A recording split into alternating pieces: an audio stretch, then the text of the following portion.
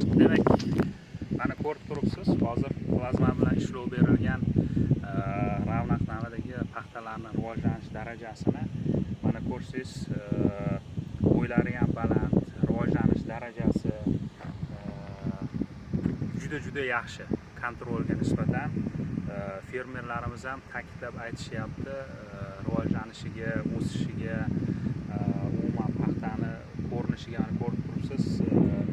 Xlorofil kontentdan bularda yuqoriroq kontrolga nisbatan, demak, xlorofil kontent plazma bilan ishlov berilgan urug'larda doim oshgani kuzatilgan. Xlorofil miqdori oshganda o'simlikning o'sha rivojlanish bosqichlari tezlashadi. Bundan tashqari turli xil kasalliklarga chidamli bo'lib qolishi ham adabiyotlardan va o'zimizni tajribalarimizdan ma'lum. Demak, Qashqadaryoda olib borayotgan tajribalarimiz natijalari yomon emas. Endi oxirgi natijalari nasib bo'lsa sizlar bilan bo'lishamiz. Rahmat.